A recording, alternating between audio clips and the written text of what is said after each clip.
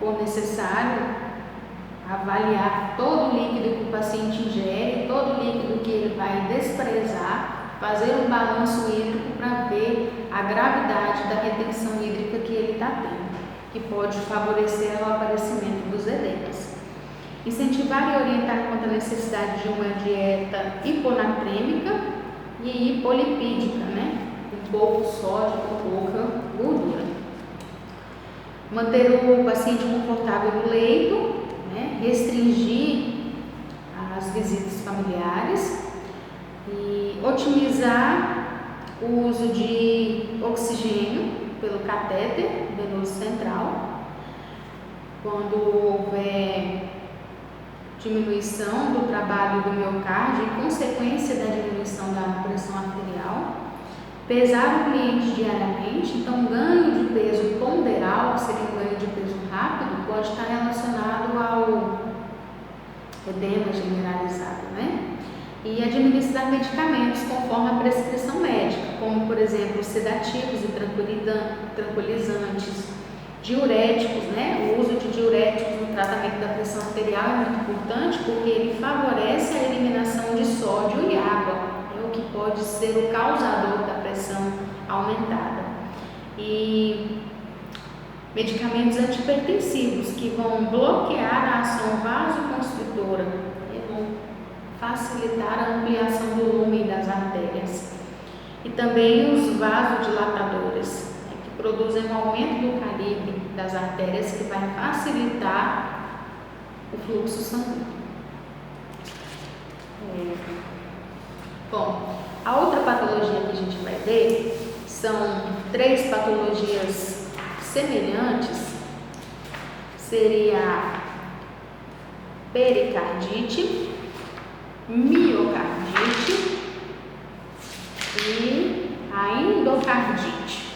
Então, o músculo do miocárdio, que é o meu músculo do coração, ele é dividido em 3 camadas. Então, a gente tem a camada do pericárdio, que é a camada externa, a camada do miocárdio, que é a camada do meio, e a camada interna do coração é chamada de endocárdio. Então, pericardite, miocardite e endocardite seria a inflamação, a infecção da musculatura do miocárdio, né? E ela vai ser diagnosticada nesses 3, dependendo do local dessa inflamação.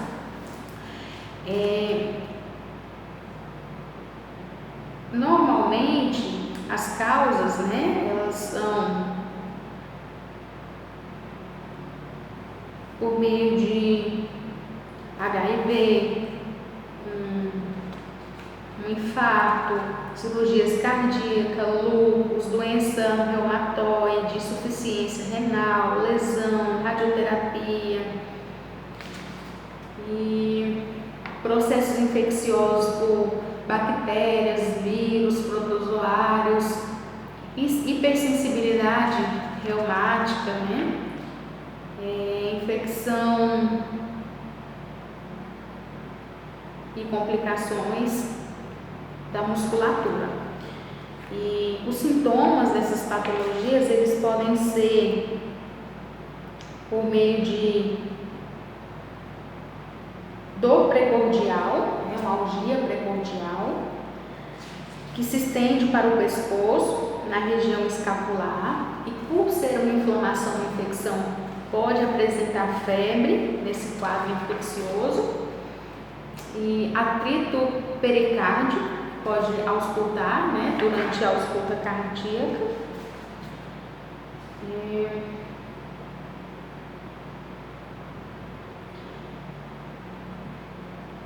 Fadiga, dispneia, palpitação, bolhas cardíacas hipofonéticas, que seriam não adequadas, né, com um ritmo de galope ou sopro.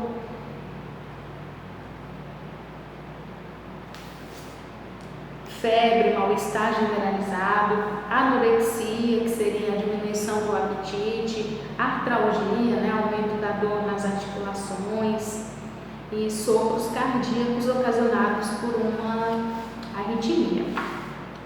E o tratamento, ele vai ser para evitar tamponamento cardíaco, né, para evitar uma infecção generalizada onde vai ocasionar a paralisação do miocárdio.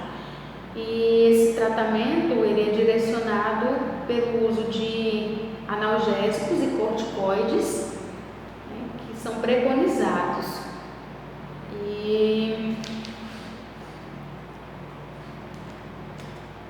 o tratamento ele vai ser direcionado para a causa, né? Então, se a causa for parasitária, viral, bacteriana, um HIV, uma hemorragia, um IAM, então qual foi a causa dessa endocardite, miocardite ou da pericardite, né? O tratamento vai ser medicamentoso para melhorar a causa. E as intervenções de enfermagem no caso da pericardite seria promover um repouso, de preferência na posição de Fowler, que seria decúbito dorsal e a cabeceira elevada em ângulo de 45 graus para facilitar a oxigenação do paciente. E observar os sinais de tamponamento cardíaco. Esse tamponamento cardíaco seria a diminuição dos batimentos cardíacos, né, de forma a paralisar. Então, a gente não quer que isso aconteça.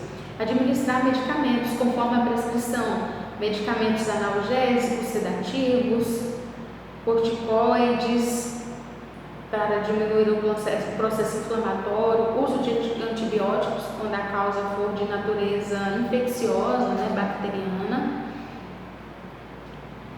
A assistência de enfermagem para miocardite e endocardite seria antibióticos de acordo com o agente etiológico, conforme a prescrição médica, controle da temperatura e uso de formas, né, para evitar uma insuficiência cardíaca e valvulopatias. Bom, a última patologia que nós vamos ver relacionada ao sistema cardíaco, a penúltima na verdade, é a insuficiência cardíaca congestiva. Então, essa insuficiência cardíaca congestiva, o nome já diz, né? Insuficiência vai diminuir a função, né, do coração. Essa função seria bombear o sangue para todo o organismo. Cardíaca relacionada ao órgão, que é o coração, e congestiva, onde essa congestão, essa insuficiência vai ser pelo acúmulo, né, de volume de sangue, de forma que ele não consegue bombear adequadamente. Então, essa insuficiência cardíaca congestiva, ela é caracterizada pela incapacidade funcional do coração de bombear o sangue em quantidade suficiente para atender às necessidades de oxigênio e nutrientes dos tecidos. E a insuficiência cardíaca ela tem sido baseada na redução das propriedades de contratilidade do miocárdio, o que leva à diminuição do débito cardíaco e complicações pulmonares e tissulares. Então, devido à diminuição dos batimentos cardíacos, devido a uma congestão, um acúmulo de sangue, pode resultar a uma hipóxia, né, uma falta de oxigenação em diversos outros tecidos. E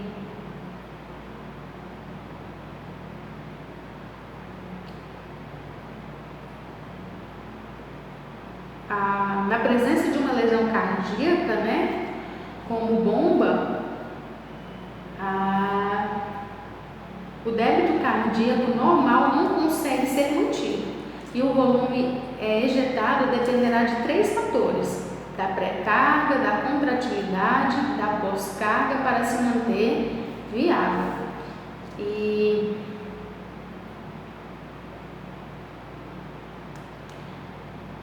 o débito cardíaco ele pode ser entendido pela equação: débito cardíaco é igual a frequência cardíaca vezes o ventrículo esquerdo, volume ejetado. Então, se a gente não tiver um débito cardíaco adequado, né, os batimentos cardíacos, a frequência cardíaca não estiver controlada né, quantas vezes por minuto, assim como o volume, né, de sangue que está ali dentro, que ele precisa bombear, não estiver adequado, pode haver um descontrole nessa equação, ocasionando uma insuficiência cardíaca. Então, o débito cardíaco, ele não pode ser reduzido. O ideal seria entre 60 e 80 batimentos por minuto, né? E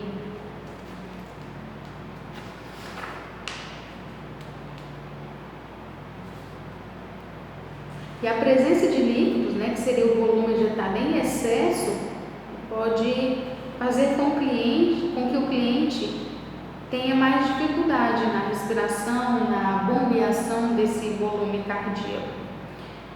E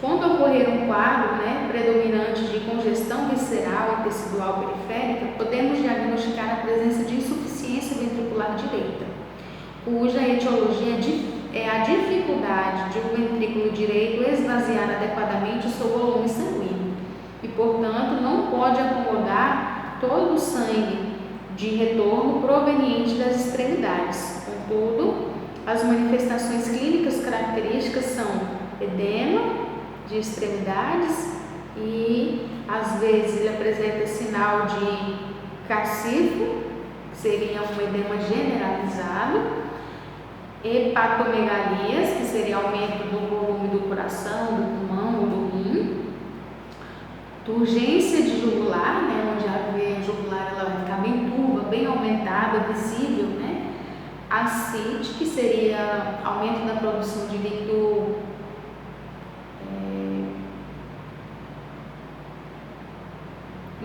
abdominal, né? E anorexia, náuseas, nictura, debilidade. As causas da insuficiência cardíaca congestiva, elas podem ser diretamente relacionadas a uma arteriosclerose, hipertensão arterial, miocardite, infarto agudo do miocárdio, ou que afetam o miocárdio de forma indireta, como, por exemplo, insuficiência valvar, pericardite. E essas causas também podem ser de causas metabólicas, como febre, hipóxia. Os sintomas, ele pode ser dividido em duas formas, né? Quando essa insuficiência cardíaca ela é do lado esquerdo ou do lado direito. Os sintomas de uma insuficiência cardíaca do lado direito pode apresentar dispneia ao esforço, tosse, ortopneia, podendo causar edema agudo dos pulmões. E uma insuficiência cardíaca esquerda, ela pode causar edema dos membros inferiores, desconforto abdominal devido à congestão do fígado, distensão abdominal secundária e ascite e anorreia. Então a gente vê aqui que a sintomatologia do lado esquerdo se difere da do direito, porque o sangue que vem do lado direito do coração, ele vai ser mandado para os pulmões. Então, pode ocasionar dispneia, tosse, ortopneia e às vezes edema agudo de pulmões. O sangue que vem do lado esquerdo, ele vai vir para irrigar a parte superior e a parte inferior, já é um sangue oxigenado. Então, a sintomatologia dele pode ser edemas em membros inferiores, desconforto abdominal, devido a uma congestão de sangue no fígado, distensão abdominal secundária, ascite e até mesmo anorexia. Bom, o diagnóstico do infarto agudo do miocárdio, ele vai ser feito por meio de um exame físico minucioso, né, onde o médico vai fazer uma coleta de dados, o histórico do paciente, mas ele examinar também a sintomatologia do momento e vai confirmar esse diagnóstico por meio de um raio-x de tórax e um eletrocardiograma. O tratamento, ele tem como objetivo promover o repouso, aumentar a força de contratilidade do miocárdio e eliminar o excesso de líquido corporal aumentado. E para isso, né, o repouso é o principal, exigindo um ambiente tranquilo, sem riscos, né, para o paciente. E os medicamentos são da família dos cardiotônicos, conhecidos como glicosídeos cardíacos. Esses cardiotônicos, eles vêm para aumentar as forças dos batimentos cardíacos. Também é utilizado medicamentos diuréticos, para reduzir o volume, diminuir essa congestão. E os medicamentos vasodilatadores, para diminuir a pressão também. A assistência de enfermagem para um infarto agudo do miocárdio vai ser por meio de registrar o nível de consciência do paciente no decorrer do dia, já que ele apresenta hipóxia, e se ele tiver às vezes inconsciência, desorientação, pode estar comprometendo o cérebro. Avaliar os sons respiratórios pela ausculta cardíaca aguda, para determinar se já não está havendo um comprometimento dos pulmões. Detectar problemas nas bolhas cardíacas, que o ideal seria bolhas cardíacas normofonéticas, 2 tempos, rítmicas. Verificar os sinais vitais, inclusive a aferição da pressão venosa central, então fazer o cálculo da pressão arterial, de forma que ela identifique o valor de uma pressão arterial central. Verificar a presença de edemas no corpo, principalmente nos tornozelos e nas faces. Então, quando o edema está generalizado, ele vai apresentar nos membros inferiores, nas mãos, na face e às vezes até na região sacral. Examinar o fígado por meio da palpação, para verificar se não está havendo uma retenção de líquido, deixando esse órgão maciço de forma fluida. E instituir um balanço hídrico rigoroso, então observar todo o volume administrado e todo o volume eliminado pelo paciente, identificar uma possível retenção de líquido para fazer o balanço dessa introdução, incentivar e orientar quanto à necessidade de uma dieta hiponatrêmica, com pouquíssimo sódio, porque o sódio ele pode aumentar a hipertensão arterial, ocasionando um maior esforço do miocárdio e também uma congestão pulmonar. Manter o cliente confortável no leito, empregando um decúbito ortopneico, que seria uma posição de Foley, ortopneico, e flexibilizar a visita de familiares para evitar o estresse emocional do paciente. Administrar oxigênio conforme a prescrição médica, por uso de um catéter nasal, para servir como auxílio nessa oxigenação do paciente. Verificar a frequência cardíaca antes da administração desses glicosídeos e incentivar a mudança de decúbito para evitar escaras, úlceras por pressão. Pesar o paciente diariamente para verificar o ganho ou a perda de peso ponderal. Medir o perímetro abdominal para verificar a presença da ascite, que seria um aumento da produção do líquido peritoneal. Observar sinais e sintomas de intoxicação por meio de medicamentos. E agora, por fim, nós vamos falar sobre a patologia edema agudo de pulmão. Então, esse edema agudo de pulmão, ele seria uma consequência de uma insuficiência cardíaca, de uma hipertensão, de forma que os pulmões eles vão ficar com o volume de sangue muito aumentado, Então ele vai ter uma hipertensão pulmonar causada por uma insuficiência cardíaca congestiva ou até mesmo por uma hipertensão arterial sistêmica. Então esse edema agudo de pulmão ele é caracterizado pelo excesso de líquido nos pulmões. Sangue, que foi direcionado para oxigenação nos pulmões, tanto nos espaços intersticiais quanto nos alvéolos. A presença de líquido nos alvéolos impede a troca gasosa, então se os alvéolos estiverem completamente cheios, não vai conseguir fazer a troca, especialmente o movimento do oxigênio para dentro dos capilares dos pulmões, provocando grande sensação de desconforto, dor e sofrimento para o cliente. Pode ocorrer em consequência de doenças cardíacas, como insuficiência cardíaca ventricular esquerda, infarto agudo do miocárdio, estenose a óptica, doença grave da válvula mitral, hipertensão arterial, insuficiência cardíaca congestiva, sobrecarga circulatória decorrente de transfusões e infusões venosas. Então, a hipersensibilidade medicamentosa também pode resultar em edema agudo de pulmão, devido a efeitos de alergia e intoxicação, bem como as lesões pulmonares resultantes da inalação de fumaça, pulmão de choque, embolia e infarto pulmonar. E lesões do sistema nervoso, como AVC, traumatismo crânioencefálico, também são quadros clínicos favoráveis para o aparecimento do agudo de edema agudo de pulmão, assim como o uso de doses excessivas de narcóticos, entre outros. Então, as causas do edema agudo de pulmão estão associadas a hipertensão, infarto, insuficiência, hipervolemia e envenenamento. Os sintomas do infarto agudo do miocárdio, aliás, os sintomas do edema agudo de pulmão seria falência ou diminuição do bombeamento do sangue pelo lado esquerdo do coração,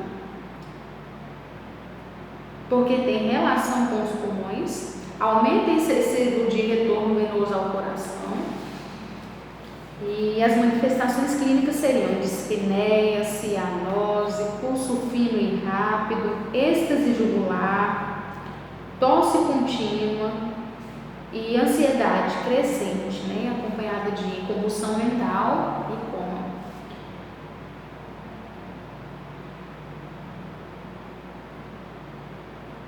Então, o edema agudo de pulmão ele é um quadro grave, né, que pode levar a óbito devido a essa congestão pulmonar ocasionada pela retenção ou pela oferta de líquido sanguíneo aumentada, onde vai deixar os pulmões cheios de sangue, os alvéolos, o que vai impossibilitar a troca gasosa.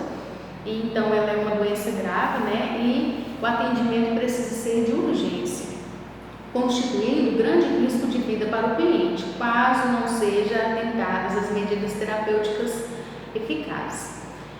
E o tratamento ele pode ser tratamento medicamentoso, né, por uso de diuréticos, vasodilatadores, oxigenoterapia, glicosídeos, beta-agonistas, sulfato de morfina.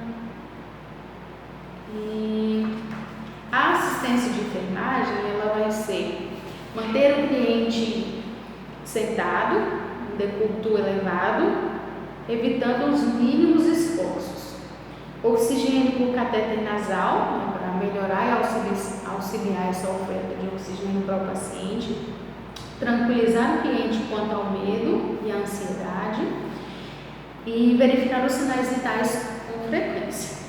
E administrar os medicamentos, né, conforme a prescrição médica. Sedativos, digitálicos, diuréticos, broncodilatadores. Bom, era isso, nossa aula, e eu espero ter contribuído de alguma forma, e estou à disposição, né, através do Google